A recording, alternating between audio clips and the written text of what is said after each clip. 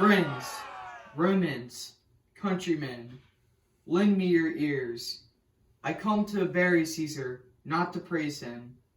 The evil that men do lives after them. The good is oft interred with their bones. So let it be with Caesar. The noble Brutus hath told you Caesar was ambitious. If it were so, it was a grievous fault, and grievously hath Caesar answered it. Here, under leave of Brutus and the rest, for Brutus is an honorable man. So are they all honorable men. Come I to speak in Caesar's funeral, he was my friend, faithful and just to me. But Brutus says he was ambitious, and Brutus is an honorable man. He hath brought many captives home to Rome, whose ransoms did general coffers fill.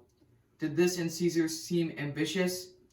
When that the poor hath cried, Caesar hath wept. Ambition should be made of sterner stuff. Yet Brutus says he was ambitious, and Brutus is an honorable man.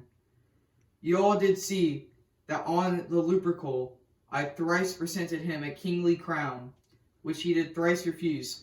Was this ambition?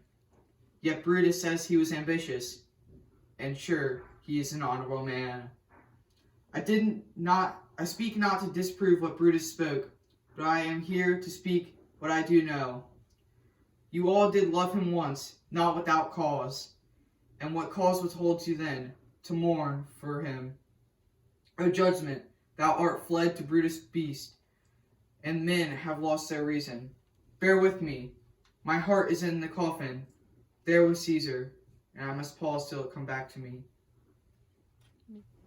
Methinks there is much reason in his sayings. If thou consider rightly of the matter, Caesar has had great wrong. Has he, masters? I fear there will a worse come in his place. Marked ye his words? He would not take the crown, therefore 'tis certain he was not ambitious.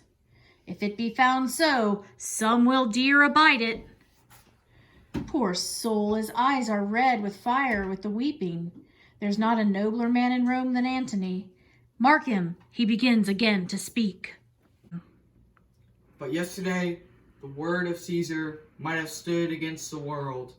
Now lies he there, and none so poor do him reverence.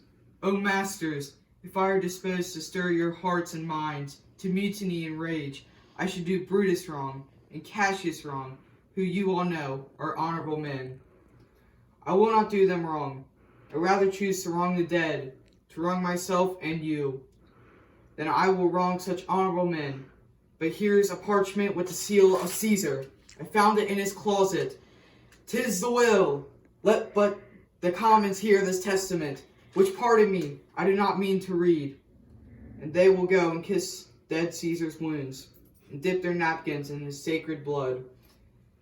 Yea, bear a hair of him for memory, and dying, mention it within their wills, bequeathing it as a rich legacy upon their tissue. We'll hear the will. Read it, Mark Antony. The will. We'll hear Caesar's will. Have patience, gentle friends. I must not read it.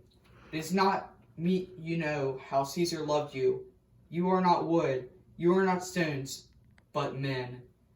And being men, bearing the will of Caesar, it will inflame you, it will make you mad. 'Tis good you know that you are not his heirs, for if you should, oh, what would come of it?